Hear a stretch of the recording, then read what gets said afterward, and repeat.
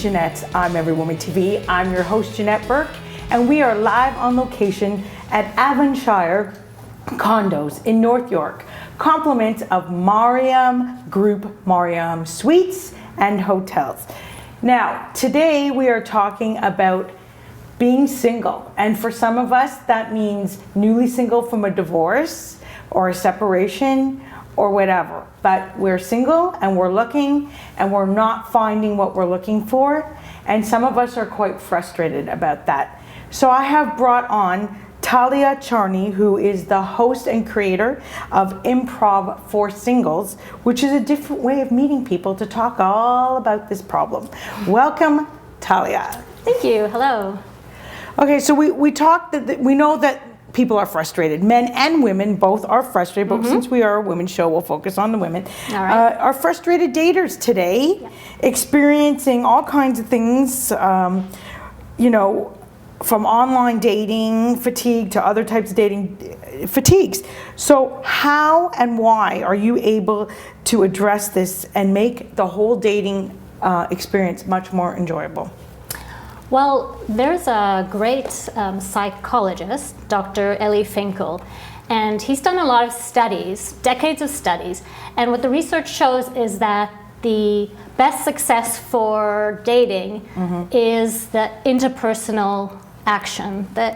In other words, it's what we see when we're face to face with somebody that kind of, we'll say that je ne sais quoi. You know, when you first see someone and you're like, there's that attraction. That is what predicts the success of a date, versus most of us, or many of us, I'd say over 50% of people are online dating.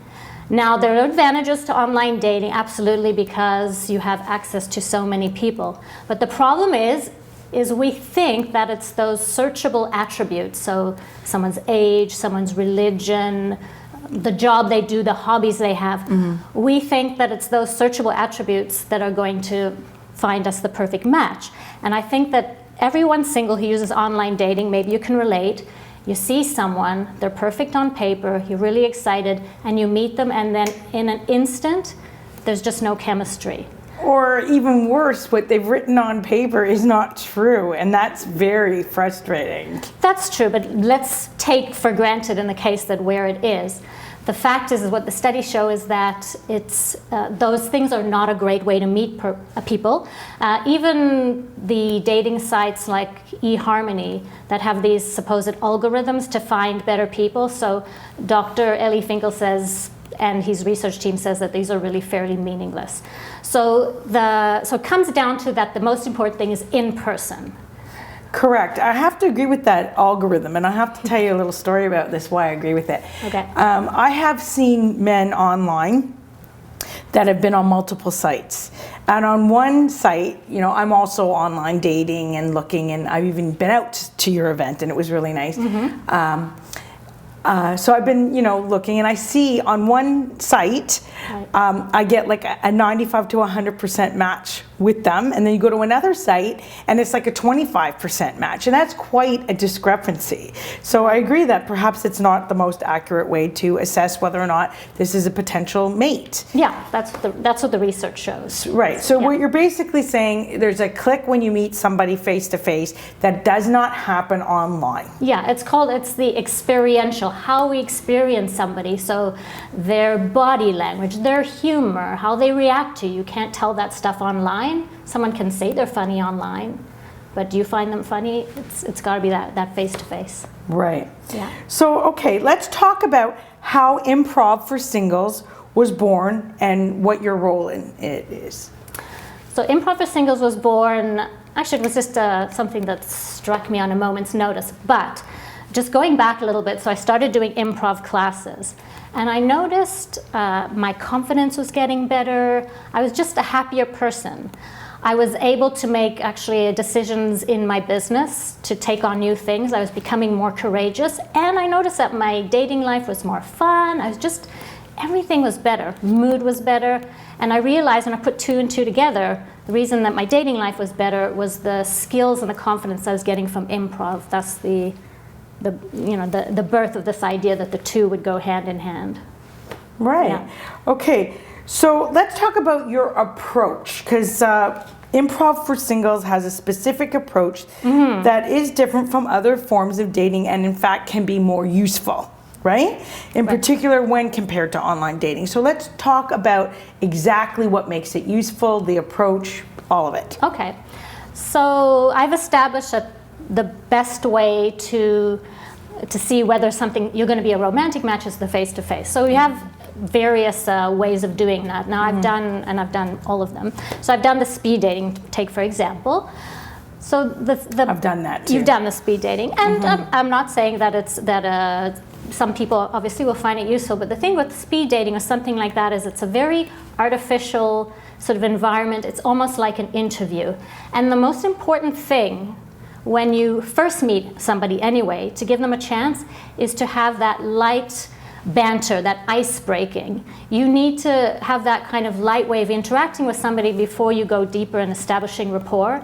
So you don't want to have something where it's interview-like. The best way to have a date or to meet somebody is to do something that's fun, that's light, that breaks down the barriers.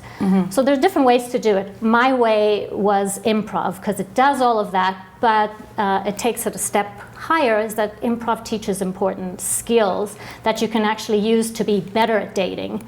Because with anything in life, you can read all about dating, you can listen to podcasts, how to date better, how to meet people, but it's the practice. So improv actually helps you practice being open, being how to exchange with people, how to look them in the eyes. So it just takes it to another level.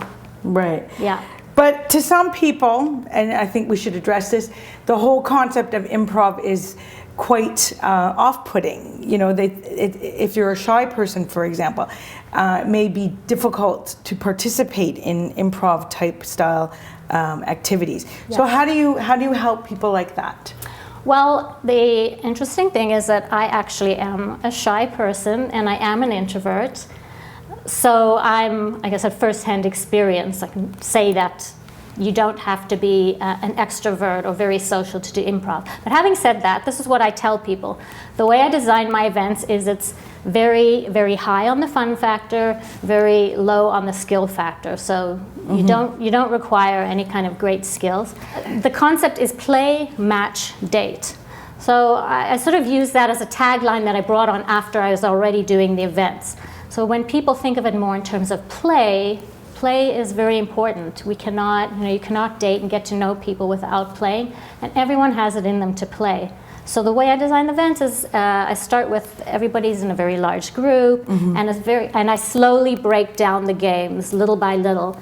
The usual thing they put is, oh, it wasn't as hard as I thought. I felt really comfortable. I felt more comfortable as it went on. So I've got good feedback even for the people who were afraid of it. And so you have this like play, match, date process. It's really a 3-step process, is it not? Yes. Right, and I experienced it, so I can actually comment on it. You know, there was a series of activities, games that are done in pairs, and I'm the type of person that was like, wanting to run up and participate in every single one of the games, and in fact, waited because my numbers weren't coming up, and I'm like, oh geez, do I have to miss out on that? Whereas, there are other people in the audience who are very reserved and very not eager to get up on stage and participate, and that's okay too, because you do have icebreakers, you do have intros, so there is a chance to, I guess, play, match, and date on a level. And then, so what happens after? You come to the evening, you play, you match, and then where does the dating come in? So there, as you said, 2 to 3 hours of playing. Then the match part, the important thing is it's anonymous. So everybody is assigned a number. I, as the host, get the information, and only if there's a match, then I will email out the 2 people and say congratulations. So that means even if you're shy, but you like somebody, there's no risk involved. So the date comes for those who get a match, and I've always had a match or 2 at every event thus far, so that's good. Right, but you're a facilitator, you're not a matchmaker. No. You hook the two people up and then it's up to them to respond to each other. I think in my case, I did get a match. Yes. They were emailed my contact, I was emailed theirs. Right. Nothing actually came of it, but maybe you have a success story or two of people you have had come into a relationship out of that you know of, that you could share with us. Not yet. No, I've only done 5 events, so it's very fresh. But for me, and I've had matches at every event, but for me the success is that people come and they enjoy it. And I've had, even in 5 events, I've had some people, I think, come as much as 3 times. So people really enjoy it and they come back. And also, should we not say that maybe they're getting something out of the skills that they're learning to apply when taking forward to another date? Yeah. Like another traditional style date, maybe even if they are using online dating. Exactly. Maybe can reduce some of the frustrations because they're getting the skills. What actual skills, like maybe talk about some of the skills that they could apply to their life? Okay, yeah. Yeah. Now, And their dating life. Yeah, there's many skills you learn from improv, but I'll just talk about, let's say, 3. So the one of them is, as I said before, when you first meet someone, if you walk up to someone in a bar, whatever it is, the skill of being playful and light and bantering is important. And that, I mean, improv's all about that because it's encouraged to be silly, it's encouraged to make mistakes. This is a really great skill and everyone has it in them. So that would be one of my favorite, I'd say, that applies specifically to dating. Another one would be confidence. I've seen personally people who've gone through, now this is people who've studied improv. I have a friend, I won't mention her name, but she was terrified to go in to her first class of improv. And by the time she graduated, just transformational. So it is confidence building. And then there's the basics of when you date. Have you ever been on a date where you're speaking to someone and they're not even looking at you? Oh yes, or they're looking at another person walking by. Yeah, so it's those eye contact, body language, listening skills. We take these things for granted that, oh yeah, of course, those are important.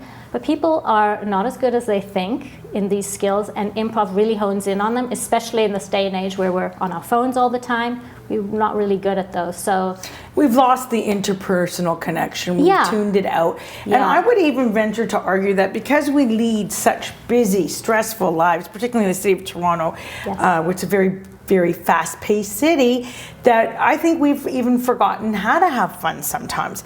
And I noticed that at the event, I was quite able to cut loose and relax and just be me, you know, and I didn't care if, I was showing my true self or being silly or being, funny or a performer of sorts, because that's who I am. And I wanted actually people to resonate with that. So if you want somebody to see you, I guess, in your truest form, that's a great place to go to meet somebody and have them see you in your truest natural form, because it brings out a lot of you, right? Yeah, and it may bring out, because when we do improv, especially if you're new, you're moving a little bit out of the box. You're being, it's stretching you a little bit, but it's good to see people. There's a little element of excitement, and everybody sharing it and doing it at the same time. And if you don't go out of your box, you never grow, and you won't grow in your dating life or anywhere. That's true. Yeah. And I think also the fact that you have to think on your feet.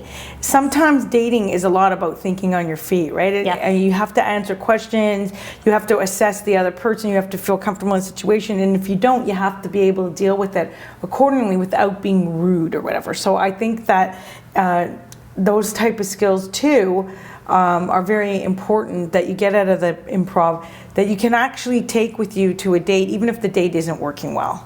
I break into a little improv, and it's great. Really good icebreaker. Yeah, and if you they were don't saying like that. it, I think you gave us an example of that. Like, Yes. Tell me what you said. I forget something about where you used improv on the date. Oh, okay. So, for example, there's one of the exercises I do is I will say a sentence, starting with the letter A, and then the next person has to start a sentence with letter B and C and so on. So we'll be on a date, and I'll say, apples are great, don't you think? If I happen to have one in my hand, and they'll say, because they're healthy and crunchy, whatever it is. Right. So, but that's great. It's a great way to connect with somebody too, and really listen to them, right? So I think that's really a very good thing. Yeah. All right. So I just wanted to mention one other thing, that you do have different types of improvs, or some in the works. So, for example, if there's a particular culture of people that want to meet, you might have an improv just for them. Yeah, so again, because it's fairly new, I've just opened it up to anybody. So far it's been men and women, but I definitely am excited to have future events, different age groups, different religions, different sexual orientations. Everybody can benefit from improv, and I'm actually expanding to improv for couples, but that's a whole other, similar, but a whole other bag of fish. Right. Yeah. Okay, now you do have a good giveaway today as well. Okay, so what the giveaway is, it's 10 free tickets to come to an event, an Improv4Singles event. Right. And so we usually have one winner. So one winner is going to get 10 tickets. Yes. So that means they can invite 10 of their single friends to come along with them. And they could be women, they could be men, whatever, right? Doesn't matter. Depending on the event. So each ticket is worth about $30, $25 to $30. Yep. So 10 is quite a nice giveaway, $250 to $300. Yes. And, you know, it would be nice to come out to an event like that and use it. And they are transferable, so, like, you know, they could use it over maybe one or two events if they can't come to all events. Yeah, they're transferable, man, woman. So, but they can invite their friends, yes, so that's good. Absolutely. Okay, so a lot of great info.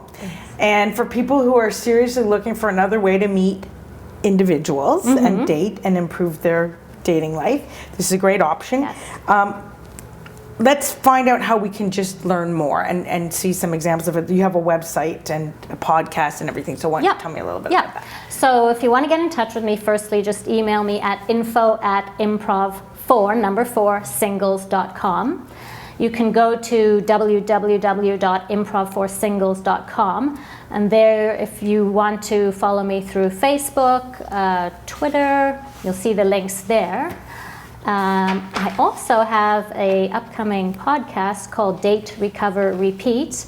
That's going to be a great way to be in the know about how to keep your dating life fresh and make it fun. So if you listen to podcasts, search for me in iTunes. Yeah. Well, it's been very fun having you. Thanks so much, Thalia. Very enjoyable interview. Thank you. And thank you for being with us today. I want to remind you to follow us and comment and like and share all our posts with your family and friends. You can find us on Facebook, LinkedIn, Twitter, Pinterest, Google+, Vimeo, YouTube, Tumblr, Instagram, you name it, we're there. # Janette's I'm Every Woman TV. And until next time, continue to be fabulous. I want to also thank our clothing sponsor today, Vicky Kashen of Lavender Lily Boutique. Most of the clothing she carries is Canadian made, Canadian designer, high quality clothing. You can learn more by visiting her website at lavenderlily.net. That's lavenderlily.net. You can find her at 302 John Street in Thornhill, Ontario, Unit 5, phone number 289-597-4888. Thanks again.